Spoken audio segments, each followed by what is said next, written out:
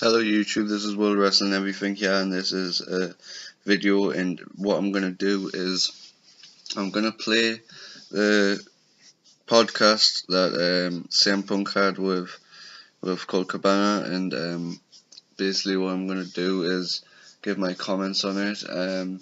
I'm going to stop it at a certain point. I'm going to stop it it'll be quite a few times I'll stop it because it's a long podcast and there's a lot of stuff to cover, and I'm just going to give my opinion on various things. Now everybody who follows my Instagram page knows I'm like the biggest CM Punk fan you'll ever meet. So a lot of these things are gonna come out like I hate him or I don't like him, but it's not that. It's just some of the points that I do agree with him on a lot of it, and but like there's just points that I agree on, disagree on, and there's parts that I slightly agree on and slightly disagree on. So like say that I don't know that I can't split it right now, but basically what I'm trying to say is don't think I'm not a CM Punk fan just by this video. I think some of the things he may have exaggerated on or like twisted it a bit, but you'll see by listening to the video my thoughts on it. So just keep watching, and here we go, because we'll get into it because it's quite a long podcast. It's going to be a long video, as you'll see once it's uploaded. So yeah, let's go. Okay. Yeah, you haven't been on since number 2. Really? That's not true. Officially. Oh, okay. Right? I mean, You weren't a guest as... is this only the second time I've been an official guest? How long is this going to be? How long do I have? So here's going into this whole thing right now. This is kind of what This is a special episode. Well, yeah, it is. And right away, I wanted to kind of... if you do your business in 20 minutes, and then it's 20 minutes. It's not a 20-minute story. If it's an hour and a half, there is no, and that's the beauty of,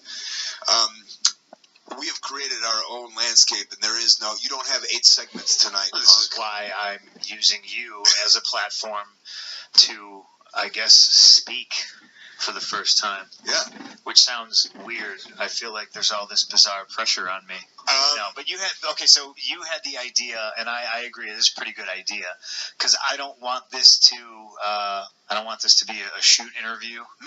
I'm sure somebody would have paid me handsomely for this story, but that's not what it's about. Money's not everything, ladies and gentlemen. That'll be a big theme in my story. So I'm going to talk as openly as I wish to about the circumstances of me leaving WWE, right? And then if anybody has any questions based on that subject, right, don't ask me how big Batista's dick is. We'll set up, an email? So, I mean, the theme is, right, the theme of the podcast, of course, is our lives, and this is a big life thing. Yeah. And you had come to me, and we had kind of been talking about, who knows if you ever want to talk, but there's just so much going on, and it's understandable. You've been so great about not exploding verbally into the world of how much frustration you probably could have exploded, and you were good about keeping it into yourself. Well, I think a lifetime of watching people either talk about stuff when they shouldn't talk about stuff, or cryptically talk about stuff, even if it's something as light as, I got this really big awesome thing coming and you'll know more about it later, right. And then if something falls through, and then you're just the asshole who just tweeted something about this big awesome thing. And I never wanted to be that guy, so there are large periods of me going dark on Twitter, and then tweeting about hockey, and then reading some responses and then being reminded why I went dark on Twitter in the first place. But fuck it. Well, so you came. Sorry, that was the worst as a host to say that. But I just wanted to say, we were you were like, should we do questions? How should I do this? And I get it, because you don't want to go into this. There's so much to come off, and you don't want to miss saying anything. So I think the plan we came up with is, let's do one that they won't know until it comes up, which I love about the idea is that when you subscribe to the podcast, you never know who's going to come up. Yeah, and we weren't going to announce. Right. Guess what? I'm doing Art of Wrestling. Right. Hey, so Punk pops up, and they're like, holy fuck. We talk about it.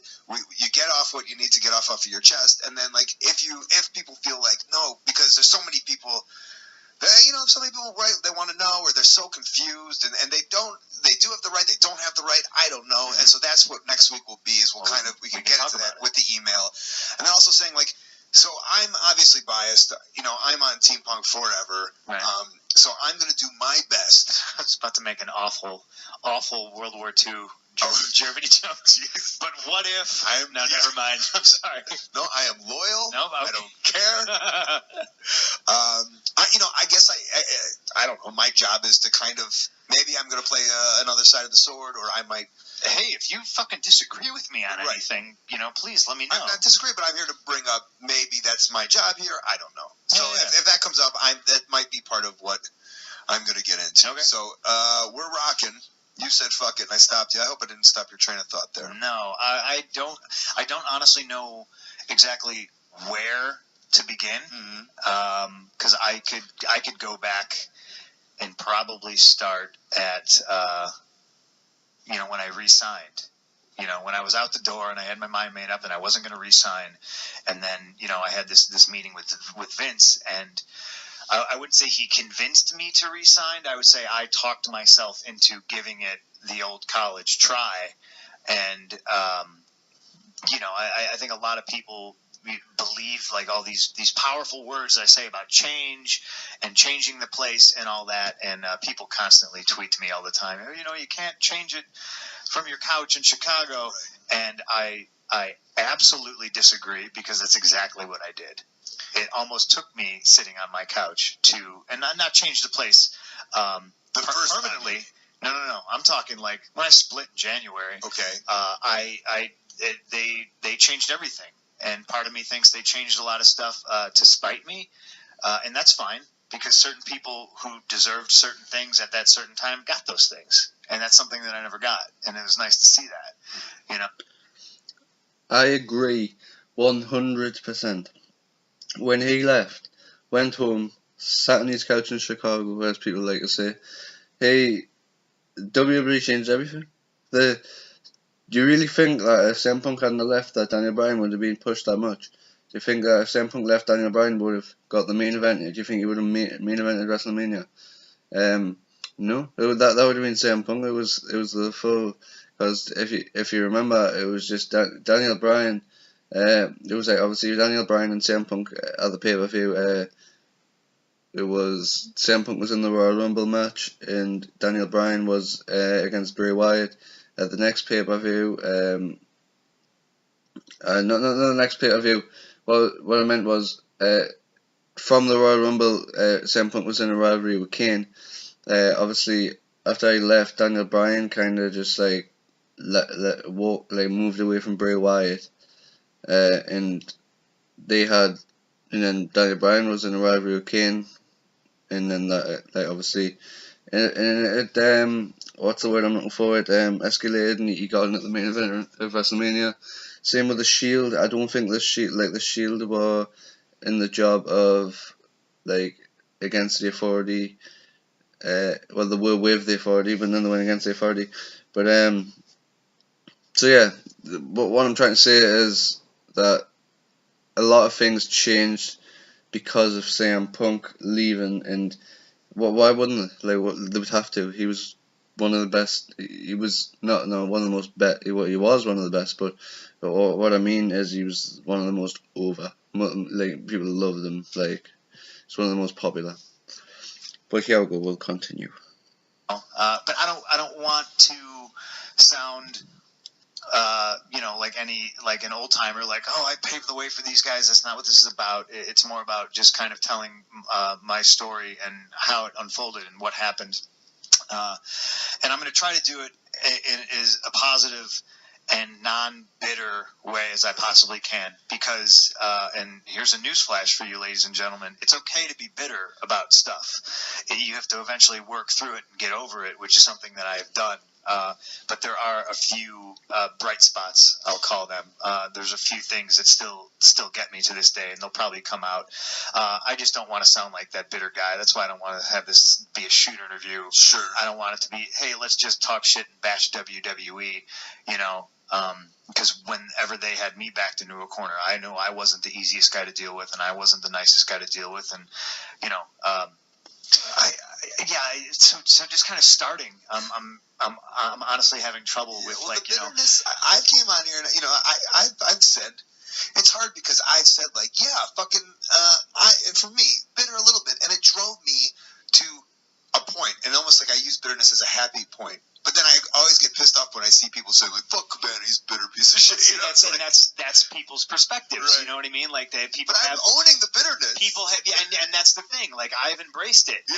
I'm not. That's not all I'm about. Trust me, ladies and gentlemen. I'm the fucking happiest I've been, and I don't know how. At least 3 years. Right. Legitimately, And that's the most important thing, that he's happy now, and after he's left WWE, he's more happy than he was. As I say on this podcast, it was driving him miserable. I said numerous times, I never said he would leave, but when he was in the WWE, believe it or not, I did say, well, look, he doesn't look happy. I was thinking more towards like, oh well, his storylines are shit. He's doing great personally, but like I just didn't think he was enjoying it. What I actually said was the last time I remember CM Punk enjoying a match or enjoying a feud was The Undertaker at WrestleMania, and that was nearly a full year before he left. It was just short of a year before he left, so a full year without being nearly a full year without being happy in a place where could drive you insane. It's not good, but continue. You know what I mean? I find these other things that have made me happy, and I thought this thing that I thought I loved, it just made me so miserable all the time. It made me miserable, and I guess with like the black and the white of it, when you just boil it all down, the essence of it was, I was miserable, I was unhappy. Fuck it, I made myself happy. I left. Like that's what it boils down to. So, it was a very it wasn't an easy decision to make, but it was also a long time coming. I don't know. This will probably come up in the next episode. People can ask questions, and there's a lot of assumption out there. I was disgruntled with my storylines. I was banged up. I was mad that I wasn't the main event of WrestleMania. I was mad that I was wrestling Triple H. There's an element of truth in all of those things, but I can't say there was one big thing that led to my decision. And actually, the big thing that led to my decision was my health. So, little things like those had been eking at you your whole, little decisions of, oh, that sucks, oh, this sucks. That's your whole career. Like, the whole thing's a fight. The whole thing's a fight. Well, I'll give you a perfect example. I'm in Boston. I'm talking to Vince about re-signing. He says, oh, we really need you. I'll give you this. I'll give you that. I say, I want this. He says, fine, you can have that. I'd already been approached because, you got to understand, after I did that promo in Vegas, everyone calls it the pipe bomb, and I despise that word now because everyone just refers to promos as pipe bombs now. Right. It's very weird. Well, I would just like to stop that right there and just say that I really disagree on him with that. It does piss me off when I hear people saying pipe bomb instead of promo all the time. Oh, Triple H dropped a pipe bomb. Daniel Bryan dropped a pipe bomb. Because it's just a promo. To me, there was only one pipe bomb ever, and that was the pipe bomb we've just been talking about, the one in Las Vegas, where he just vamped it, just vented and let it all out. But he's got no reason. He's got no right to sit and say that. Oh well, they shouldn't be calling him pipe bombs. He was the one who completely overpushed the pipe bomb, and I don't say it is overpushed. I think it's alright, but if you're gonna then go on to complain that people are using it, you've got to say, you completely overused it. If you don't want people, if you didn't want people to start talking about it and calling things pipe bomb, overusing that word, you wouldn't use it yourself. So there's no reason to complain. but we continue. And maybe hell, I should just embrace that and own that too. But I don't know. It feels like douchey. I'm like, oh, I'm gonna drop a pipe bomb. I don't know. I get it. I'm talking to Vince, and I tell him that since that promo, we've gotten more mainstream attention. You know what I mean? Like all this stuff. Everyone wanted to interview me, whether it was like GQ magazine, on the cover of USA Today, and like all this weird shit. Jim Rome. Yeah, exactly. Precisely. You're going to remember more than I do because my life's a blur. And I had legitimate companies approaching me about wanting to just give me money to sponsor me. Because obviously UFC's all the rage, and guys wear fight shorts and they have shit all over their shorts, and they get paid a ridiculous amount of money to promote these companies. So I had a pretty big money deal on the table, and I went to Vince and I was like, yeah, so okay, this is gonna be a new CM Punk, and when I do things new, I like to kind of new hairstyle, new look. No, really? Yeah, right. New whatever. So I was like, you know what, fuck it. Maybe I'll switch to fight shorts because then I could have sponsors, and these guys are already in place. And I told them my idea, said I wanted to do this sponsorship thing, and I felt like I deserved it. I got all these new eyes on the product, and people were fucking going banana about it. And he says, nope, you can't do that. Sponsors for Raw would get mad. The other wrestlers would get mad. This, that. We had a conversation about it. Wasn't my hill to die on, so I let it go. A year later, Brock Lesnar comes back, and the motherfucker has sponsors. Jerky links. And that's and that's good because Brock got that. Well, I mean, good on him. So, good for him. Where are you? I guess where does that put you mentally? Like, you couldn't win that fight, yet he could win that fight? I would just like to stop there because I would just like to say,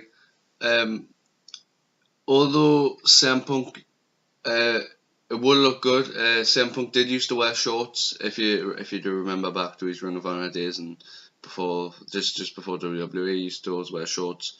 And it would have looked good. It would have been good for him have logos on his shorts. But if you think about it, it wouldn't have made any sense. It would have been like, oh well, what's this guy all of a sudden got logos on his shorts for, kind of thing. Where Brock Lesnar, he had, I think CM Punk does go on to say this, but he had pre-existing sponsors already when he was in the UFC. But yeah, he had pre-existing sponsors. He was walking into WWE. He didn't change his shorts when he came into WWE. He just had the UFC shorts. He just walked straight in. Obviously, he just took the UFC logo off. CM Punk's not in the UFC, so he obviously is now, but he wasn't at the time, and so there was no reason for CM Punk to wear shorts. So I don't understand what his problem was.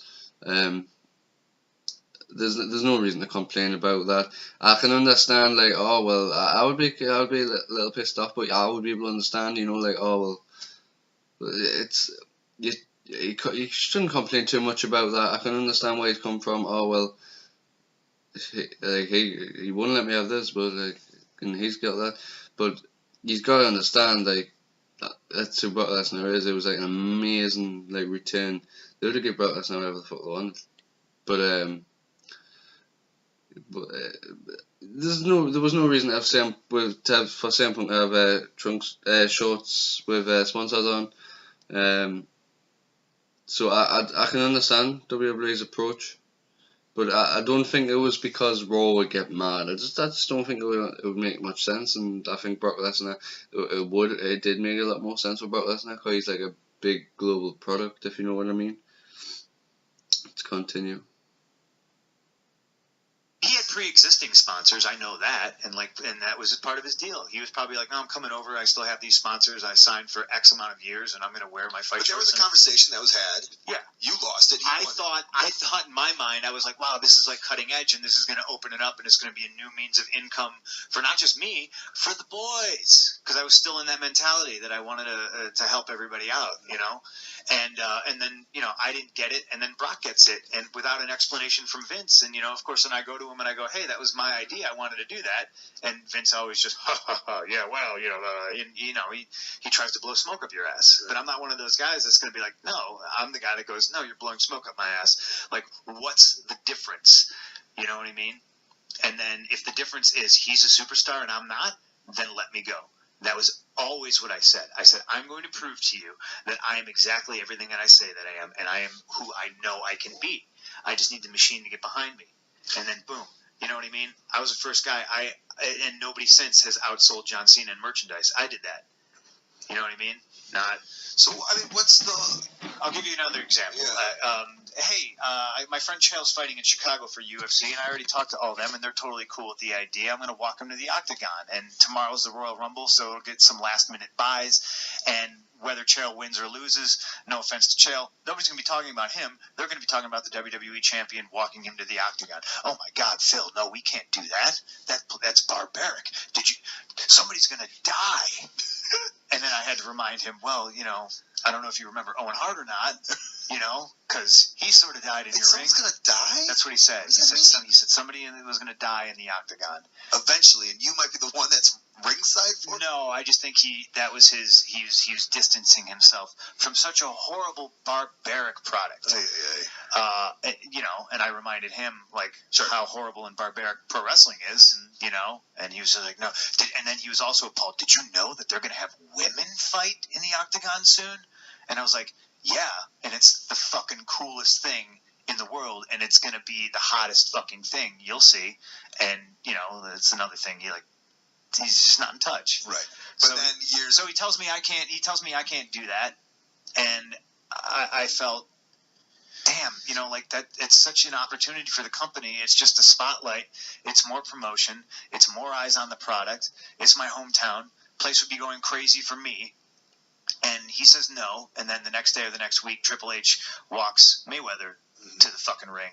And I'm like, oh, okay. I get it. I'm learning my lesson. It's easier to ask forgiveness and permission. Next time, I'm not going to ask. Well, just with the Triple H walking Mayweather, I think it's completely different. Chael Sonnen walking CM Punk walking Chael Sonnen to the ring, and there's two reasons for that. And one reason. There could be two reasons. You could say it two ways, but I wouldn't say first. I think it'll be like I think it would be like that for all the superstars. I don't think any of the superstars would be allowed to walk anybody the ring or the Octagon or whatever. Triple H is a corporate figure in the WWE. He is one of the highest up in the WWE. It's like if Vince McMahon wanted to go and walk, I don't know who Vince McMahon's friends with, but if he wanted to go and walk someone to the ring, he could fucking walk someone to the ring. But I'd say if I don't know. Sheamus said, oh, well, I want to walk, I don't know, Conor McGregor to the ring. Only Irish kid I could think of in the UFC. I don't think you'd allow it. You wouldn't say it. I don't think it would be. So I don't think it's just CM Punk. I think it would just be all the superstars. And I think that Triple H is just, it's because he's such a corporate figure and he is like, he's third, I think he's, I might be wrong, but I think he's third down in the company in charge, or he possibly joint second, because I don't know what the deal is with him and Stephanie, but I know that they're married. But that's what I'm saying. I don't think it was like, oh, CM Punk. I don't think CM Punk should be able to walk his friend to the Octagon because it's CM Punk. I just think it's because like nobody would be allowed to do that in any way. That's just my opinion on it. Because like I understand where CM Punk's come from also, because it would look like a slap in the face, but he's the only person to ask, so like there's no evidence to say that he wouldn't have said it to other people. But anyway, we'll continue. Is it obviously when you work for and it just seems to be that this promotion, and maybe I guess Vince McMahon in his stubborn ways, but when you get cool shit, you do cool shit, and that's part of is everybody else finding, like, is John Cena finding himself, like, no one's saying, I guess that's a bad example, no one's saying no to John Cena, to ideas that he's bringing to the table, but is it everybody but him? It's a very creatively stifling, toxic environment. Right. I've gotten, and those are just two examples of two cool things. I've been offered television shows, movies, the chance to do stunt work, a number of different outside projects, half of which I can't even remember right now because I just, you just move on and I forget. And I'll add, not just you, but I'm right. There's a list of there's a other handful guys. of guys, and this is the thing. Like I don't want to turn this into let's bash John Cena either. I like John. I haven't talked to him since I left, but I haven't talked to a lot of people since I left. I've been offered things, and then I go to the office like a good little soldier, and then they tell me I can't do it, and then 2 weeks later, John Cena's doing it. The same thing, the same exact thing. I'll give you an example. I mean, this is internal, but this will kind of set the tone. I was the champ, and this is maybe 2 years ago. It was around this time. They wanted, oh, hey, Triple H comes up to me, hey, the studio wants you in a movie. And I was like, oh, cool. They're lame as fuck, but you know what I mean? It might get me like some sort of a credit, and I can, there's something to work with. It's a new experience in case I want to pursue acting after my wrestling career. And I would get house shows off. And like that's right around the time I was like, fuck yeah, house shows off. Because I tore my knee up working Cena in September at Night of Champions. Put him in a Muda lock, and he tried to roll to get out of it and just twisted my knee, twisted his ankle. So it's all set. Yeah, it's 12 rounds too, I think. And like I remember talking to you about it, and you're like, "No, don't do it. It's just a John Cena movie." And I was just like, "Man, I'm looking at house shows off. Like that was my big thing. I was like, I'm still going to be getting paid. I get paid for this movie, and like house shows off. I was like, man, like you got to make your first movie. It's got to be, yeah. Like, and because I came to you, because I come to you. 3 cents on patrol, right? Man, Although that sounds pretty sweet. Right? But yeah, I was supposed to be an EMT, and I was like, they tried to put me in movies before where I flat out refused. They tried to offer me movies when I was trying to resign, and it was a condition of, oh, you can only do this if you resign. And I was like, your movie sucks. Why would I resign for this? I'll resign if you can make me Casey Jones in a Ninja Turtle movie. But so I agreed to do it, and then we're going back and forth. I'm signing these papers, and then Hunter tells me the dates, the shooting schedule, and then I go, that's the European tour. He goes, no, it's not. I said, no. Like, come on. I've been on, like, 30 European tours, which means you've probably been on, like, 90 to 100. It's the same time every year. It's 2 weeks after WrestleMania, and it's 2 weeks before Thanksgiving. No, I checked. It's good. Hunter, I'm telling you. It's the European tour. Like, I'm the champ. Does Vince want me to miss that? I'm totally fine with missing a European tour. Fuck yeah. But, and like, that was the thing. When I was a champion, I was very much in, like, I got to lead this locker room, and I got to do this, and I got to lead them by example. So, like, I did every appearance. I did everything Cena did to put it in perspective, because people, know how much John does. I did everything he did. They just don't advertise it. I mean, it sounds shitty to complain. I did as many Make-A-Wishes as he did, and they just don't advertise anybody else doing a Make-A-Wish. Occasionally here and there, you'll be like, oh, Randy Orton did a Make-A-Wish. Everybody does them.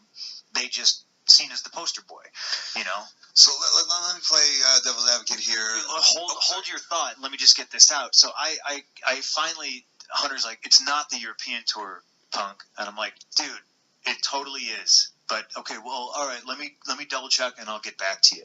The next day, it's announced on the internet: Randy Orton starring in, Marine 2, whatever, 12 rounds 2, 13 rounds. Yeah. So I call up Hunter and I go, you couldn't have called. That's bullshit.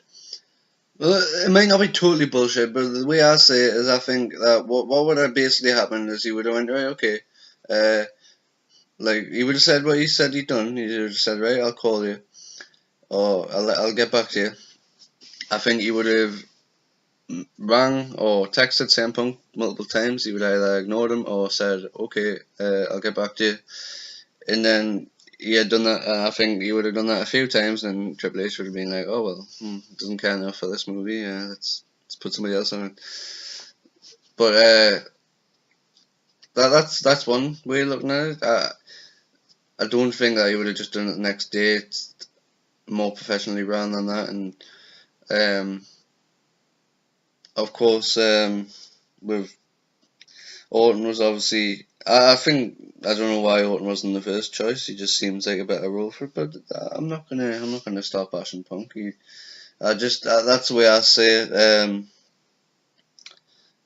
I just don't think it would have been the way he said it was. I don't think he would have just said, "Okay, I'll get back to you the next day." I don't think it would have been announced on the internet. I think he might have messaged him and just just rang him and just said, "Okay, we're going a different way," or like, well, we chose somebody else because you don't, or whatever. You know what I mean? He's like, "Oh, well, you don't seem bothered. Like, you don't care about it. We're gonna go with somebody else." So. And whether he cared about it or not, that would have been the impression they got. That's what the impression. That's the idea I'm trying to put forward. But we'll continue. And told me, and he's like, well, I told you I was going to try to get him to switch the schedule, but they couldn't, so, we just took Randy was the second choice. And I was like, don't you think you could have called me? And I didn't have to read it on the internet, and that's how they are. So that's a theme. Because I'm going to play, not devil's advocate, but I'm going to play asshole who's complaining to you on Twitter / Facebook, whatever. Fuck you. You should be happy. We made you. We gave you millions. I see this one. I bought your house. I bought your house. You owe me explanations for everything. Right. You owe me this. You owe me that. You should be happy that you're just a wrestler. Why are you complaining about, or why would you be mad that you didn't get 12 rounds too? Why, so you didn't get a commercial. Blah, blah, blah. Am I doing a good job? You're doing a decent job. And I'm assuming I assume it's going to be 10 times worse now too, even though I'm doing my best to, I love my fans. And the ones that want an explanation, I'm giving it to them. But the ones that were like, fuck you, and they call me, I get a lot of, you're a quieter on Twitter because they don't know how to spell Twitter properly. It's fucking wild. What if I knew exactly what you were saying? But I was like, oh yeah, quieter makes perfect sense. No, nothing I do or say is going to make them happy, and more power to them. They have the power to tweet, and I have the power to block them, and that's fine. Do you relate to? I guess I was thinking about this the other day because I was imagining you showed me these things and then you block them or whatever. But I guess an Amanda Bynes or Lindsay Lohan or the people that get these kind of things, do you think it affects them? Does it affect you? A very minuscule amount. I just think there's just so much of it. And then when you consider the source, and then you go, well, this is nothing anybody would ever say to my face in public, because they just wouldn't have the fucking balls, because I would punch them in the throat, but it just gets tiresome. You know what I mean? And then, oh, you're a pussy for blocking people. No, I'm not. Twitter's like the fucking open window in my kitchen with somebody yelling in it. Somebody's yelling in it, and I don't want to yell in it. I close the fucking window. Shut the fuck up. It's my house. You didn't buy my fucking house, motherfucker. Apparently they did. I bought my fucking house. That. I think that's like a weird generational thing, like that entitlement. And it's kind of shocking to me. It's like this whole generation that's just grown up with Twitter and everything and instant gratification. And just because you bought my t-shirt, which I appreciate, thank you. Mm-hmm. And I got a fraction of the money for that, they didn't make me who I am. WWE didn't make me who I am. I was CM Punk before I got there, and WWE was a fucking pit stop, and I will not be defined based on what I do for a living. I don't think anybody should be. But WWE gave you, so here it is, the other side. WWE gave you a platform, and allowed you to make a lot of money, but then on the flip side, for every dollar you made, they made 14. Probably way more than that. Yeah. And so for every time someone's yelling at you for whatever, they should be yelling, I guess, at we're gonna jump around a lot too. When you get down to the business of it and the dollars, this is a business, and I know what I'm worth. And WWE's job almost was to undermine what anybody's worth. If somebody is legit, if my true worth was $8 million a year, WWE does not want to pay me $8 million a year because they still need to profit. So they're going to be like, no, we're going to pay you $500,000 a year. You know, and then since it's the only game in town, and half the people who work there were kids like myself, like you, who grew up loving it and watching it, they eat a lot of shit because, oh, this is my dream job, and I don't want to get fired, and I don't want to make this person mad, and I better shake this person's hand, and I better do this, and I better make sure I do this. And pro wrestling is just the weirdest fucking business in the world. Pro wrestling was awesome when it was me and you and Prazak and Chuck Smooth, and we were driving down to Ian's, and there wasn't all this bullshit, and we sat in the locker room, and everybody pissed in a community bucket, and we wrestled for little or no fucking money. You know what I mean?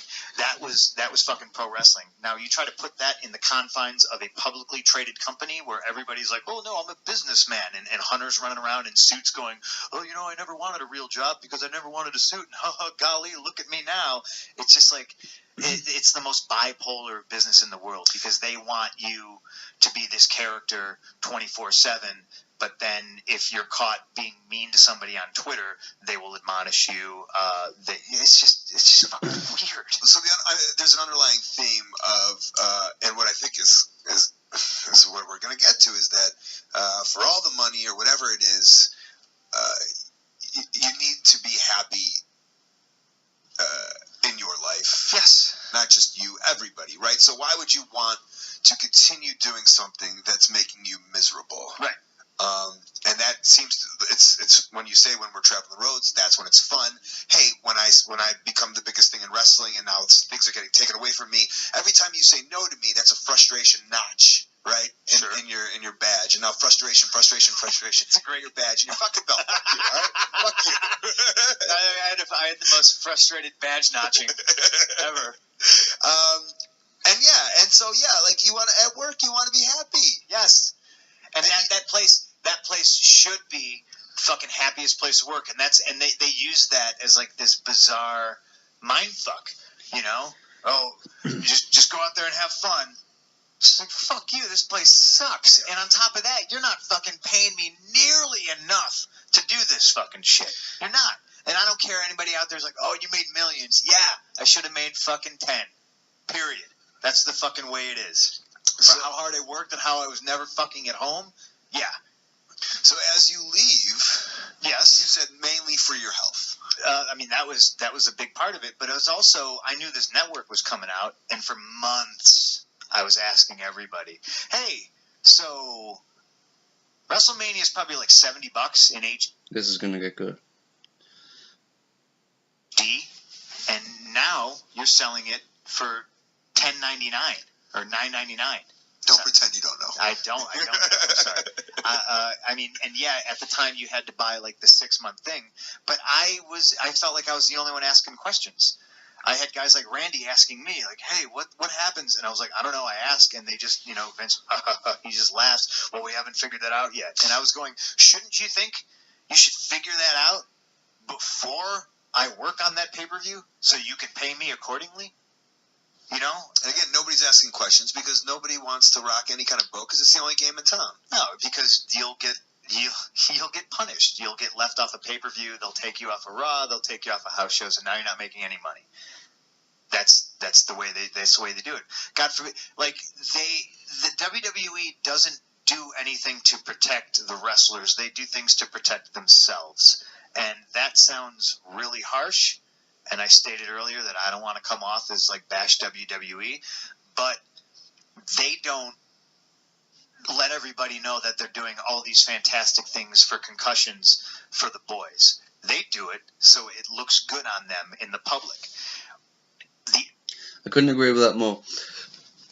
When WWE do, like, I don't know, the biggest one I think of is when WWE, and this is going to sound harsh as well, but when WWE do be a star, I don't think they do that because they want to help. Well, they probably do. They want to help kids and stop people from getting bullied and everything. But it's company image is what they're really bothered about. Oh, look, WWE are trying to help kids from stop being bullied. It's going to look good in it. So that's my opinion. Just I completely agree with them on that. NFL is getting fucked in the ass because there is a union for the football players, and the union is saying you need to pay these guys this much money for medical, for past injuries, for whatever, and the NFL is doing it. The NFL is paying out the ass, and Vince doesn't want to do that. So they put all these things in place, like, oh, look, we're doing all this, we're doing all that. I got a concussion in the Royal Rumble. It's pretty goddamn obvious. I knew I had a concussion. Everybody knew I had a concussion, and they're like, we want you to take this test. And I was like, your test is bullshit. I took the test while texting you and listening to my headphones, and I, quote-unquote, passed with flying colors. Yeah, that's not a real test. For a real test, you'd have to be, just basically, you wouldn't be able to have your phone on you. You wouldn't be able to be listening to your headphones. You would have to be, I don't know exactly what you would have to do in a concussion test, but you'd have to be 100% focused on the test. So that's not a real test. I don't know if it happened. I don't know if he actually did listen to his headphones and text Colt Cabana when he was taking this test, but if he did, that's not a real test. I'm not 100% sure that he did. That might have just been a complete over-exaggeration, but I'll continue. But then they were like, oh, we want you to go to the ring and run the ropes. And I was like, but I just passed your test. They're like, yeah, but we still think you have a concussion. I was like, so your test is worthless. I'm not going out in the fucking ring like a 2-week rookie to run the ropes in front of everybody. Let's just call it now. You know, call it a concussion. But I was doing this weird stubborn thing where I was like, I'm fine, I can work because that's the way I always been, and that's what they instill in you. Because if I didn't work, I'd get punished. You know what I mean? I never had a break. That's why I talked earlier about, yeah, I'll do your movie because weekends off sounded fucking awesome. And I wouldn't even have had weekends off. I would have been doing the movie, but I wouldn't have been throwing myself at the ground.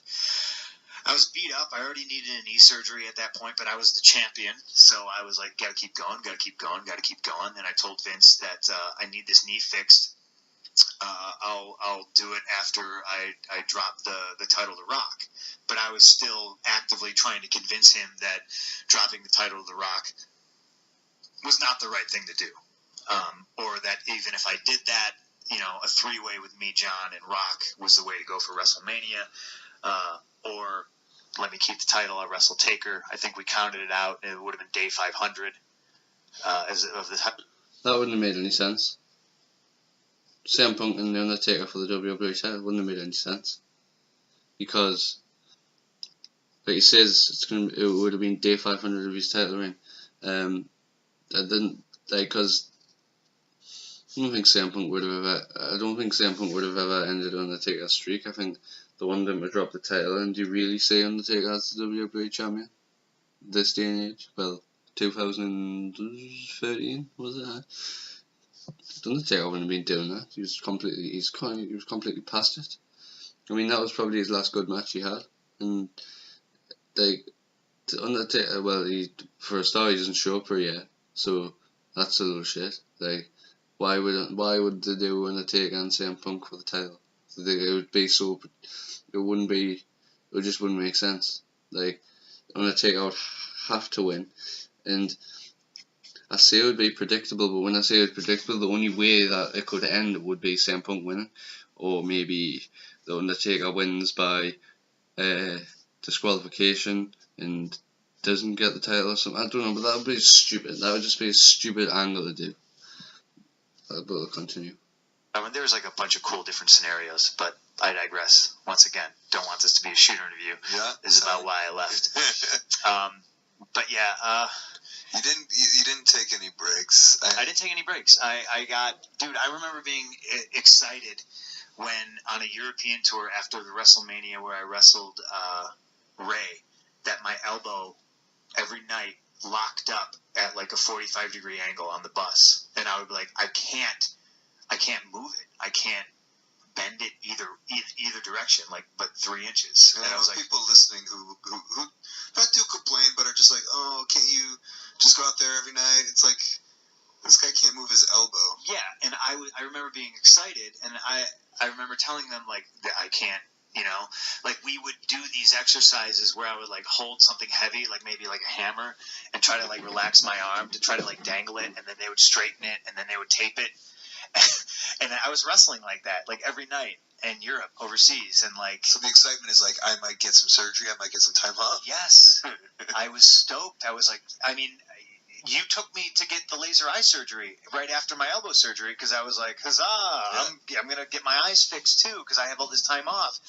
I got surgery, and then I think I got surgery on.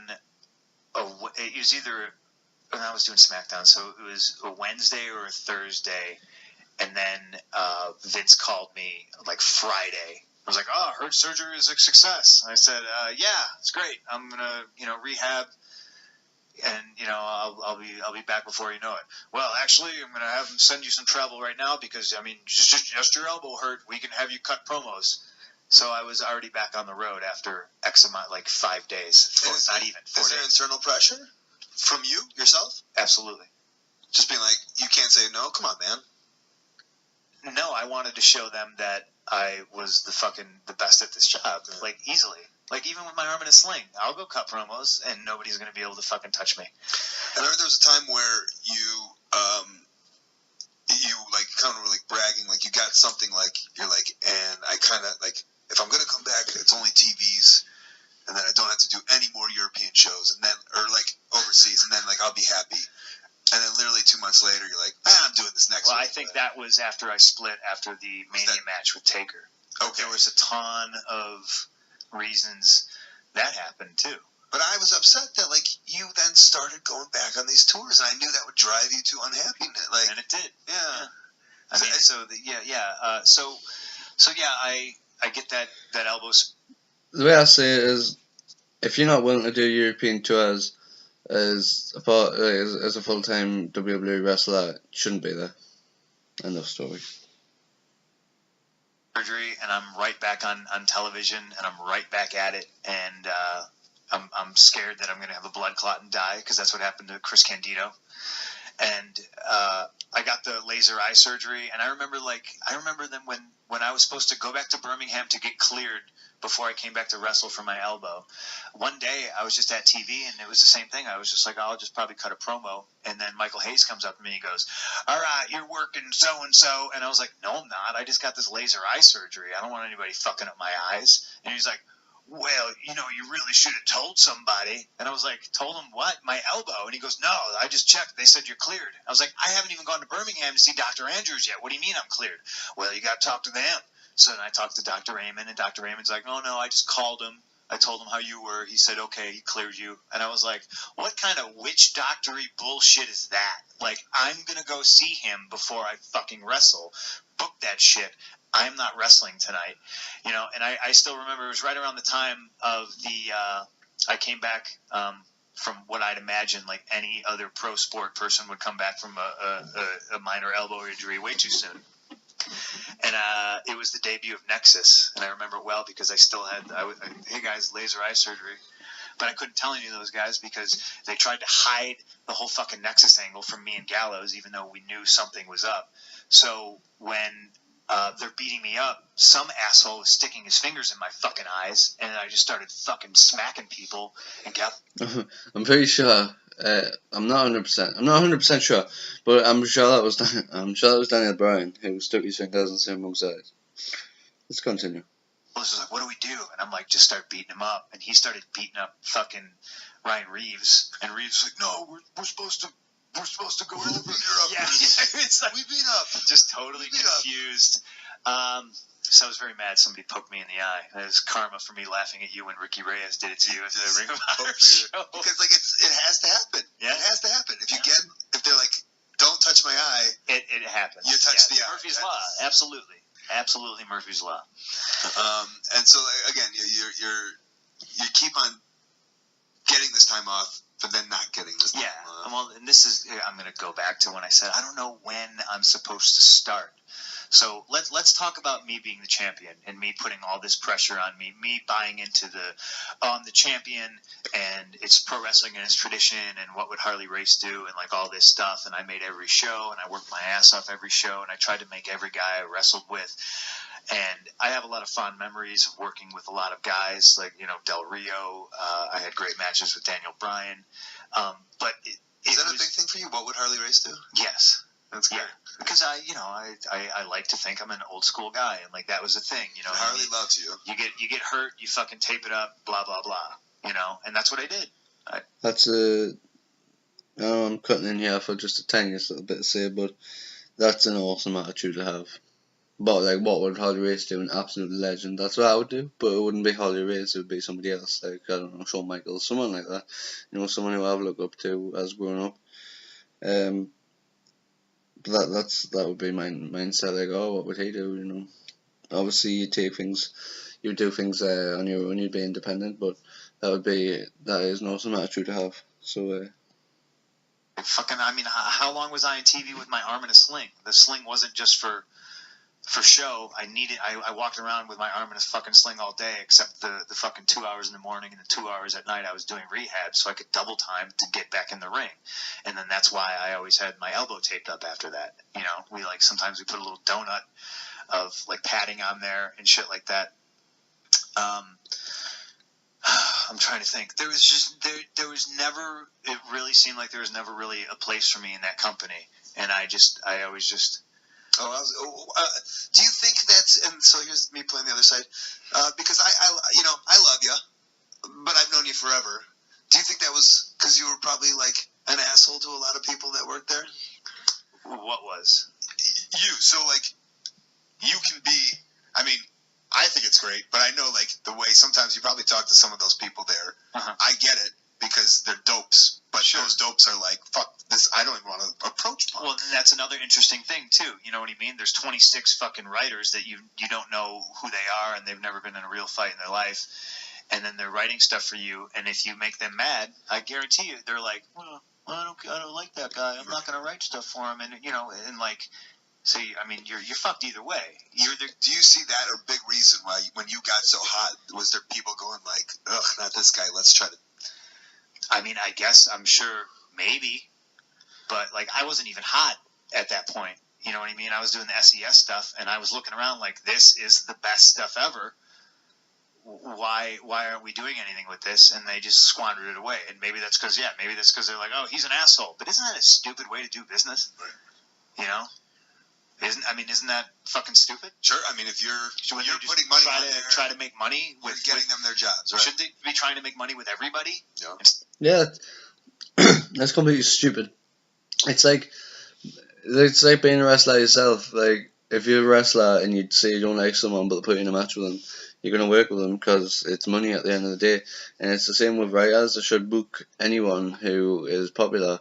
They should book anyone who has potential, and they should book them right because of the fact that it's going to draw money either way. You don't have to like them. You might damn well hate them, but that's just the fact. You should work with everybody, and you should book. Say if you're a writer, you should book everyone correctly. Instead of just one person? Yeah. I don't know. Maybe. What do I know? So you're the champ. You're doing Harley Race style. Yeah. And I remember telling Vince, like, hey, we should ride this to Mania, or if I have to drop the title to Rock, let's do a 3-way. To me, it was always about what's next. Who am I working with next? Because if you're not working with anybody next, and that's a big problem with that place, is they have no plans going forward for anybody. I think when they call a meeting, Vince will probably like, what's next for Cena? Because that's all he cares about. And I think that's the wrong way to do business. But I was always trying to set myself up to work with somebody else. I didn't want to turn heel. Vince came to me and was like, Rock's coming back and he wants to work a bad guy. And you're the champ. So it was either I turn heel or I drop the title to Daniel Bryan. And I was like, well, I would like to work Rock. It sounds challenging. Let's, well, you'd have to turn heel. And I was like, all right, well, I'd rather be a heel than a babyface anyway, even though I'm making these sweet checks, which are going to get cut in half because of merch sales. But I was like, and then he told me, he goes, I'll tell you what, Phil, you do this for me and I'll owe you one. And I was like, sweet, great. And to me, yeah, at the time, the goal was still WrestleMania main event. So I turned heel. not the biggest sacrifice, but still a sacrifice when you're a babyface and you're making like John Cena merch money and you're beating him in merch sales. Yeah, to say no, I'm going to be a bad guy now, and 5-year-old Johnny and Timmy aren't going to want to buy your shirt anymore. That's a thing. So I did that, and then that's when I started getting like super beat up. That's when I tore my knee up against John. I kept asking what was going on for Mania. Vince kept very disappointingly telling me that it was going to be the rematch between Cena and Rock, and I was just like, that's going to be awful. How about we do this? And I was obviously, I guess if people want to call me a politician, I was trying to politic my way into the main event, but it wasn't like, let me beat him. Why would they ever do CM Punk, The Rock, and John Cena? It would have been a good match. It would have been a good match for a different pay-per-view, but for WrestleMania, John Cena had won the Royal Rumble. The story they were telling was that John Cena was going to get his Royal Rumble spot. His main event, his championship spot. He's like in rematch against The Rock, and he was going to win. That was always the plan. And you could tell that. You could tell that from the start that John Cena was going to beat The Rock once again. And I don't even think it's bad that it was predictable, because it was a brilliant story that they told. Everybody, it was, hey, let's do a 3-way. It'll be elimination. Have somebody pin me in fucking 5 minutes. I don't care. And then I'll be able to be like, I did the main event of WrestleMania, and I'll be able to move on. Fuck it. It won't be such a hang-up for me anymore. It won't be such a mindfuck. No, the Undertaker needs somebody to work, and I think you're the guy to do it. And I was just like, okay, but after that, what happens? And he was like, I don't know. What do you want to do? I was like, all right. And I don't think he asks a whole lot of people what they want to do. And since I was turning heel, they again went back to, we want to put a heater with you. So, and this, I don't know, this will probably blow some people's minds, and then some people will be like, oh, you're full of shit. But I don't fucking care either way. The Shield was my idea. What happened was, at the time, the head writer was Eric Pankowski. He called me up one day, and he was like, okay, nobody knows you're going to turn heel, but we want to stick a stable with you. We want to give you Big Show as your heater. I immediately groaned. I love Show to death, but that's not a good idea. They wanted to put Daniel Bryan with me. I groaned. I said Daniel should be kept as far away from me as possible, because if anything, me and him should be like Brett and Shawn. You know what I mean? We can be far apart. We can come together when you guys need a fucking program, 2 or 3 pay-per-views, and we can always do it, and it'll always be quality. Their idea was a stable with me, Big Show, Daniel Bryan, and the only name they ever mentioned was Seth Rollins. But they kept saying a guy from FCW. So then I went to Pankowski and I was like, I don't like the idea. I'm willing to do the heel stable thing. Why don't we pick 3 guys from FCW that are ready, instead of using 2 guys? You know what I mean? They would just be treading water. They're just, who cares? How many times are these guys going to return? We've seen it. It's not fresh. Right. Yeah. So I took the idea to Hunter, took it to Vince. They agreed. Vince was immediately like, who do you have in mind? And I said, Ambrose, Rollins, Chris Hero, or Cassius Ohno. Hunter shot down Hero. They wanted Roman Reigns. They came to me and they're like, what about Liaki? And I was like, wasn't my hill to die on. I said, sure, because it made sense to me. Oh, they want their guy in. He's the pretty guy. But that's good, because this guy can learn from working under me. The idea was they were supposed to be my group. Things fucking change. They like to take other people's ideas and make it their own idea, and then tout how awesome that they are. I agree. I do believe that. I do believe that it was his idea. I do believe that the Shield was his idea. I believe everything he's just said. I believe that it was Rollins and Ambrose and Chris Hero he wanted, because if you don't know, Chris Hero is CM Punk's one of CM Punk's best friends. Ambrose and Rollins were the 2 top guys in FCW. If you haven't seen any of the matches, go back and watch them. I don't know where you can find them, maybe on YouTube. But if you look back, you can watch Ambrose and Rollins. And they had some amazing matches, like against each other too in FCW. And so they'd worked together before, of course. And you can actually, if you go on YouTube, I know that you can watch CM Punk doing a visit of FCW. It might have been, it was around the same time, I do believe. and CM Punk goes 1-on-1 with Dean Ambrose in a match.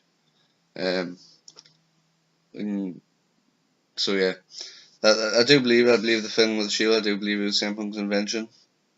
But continue.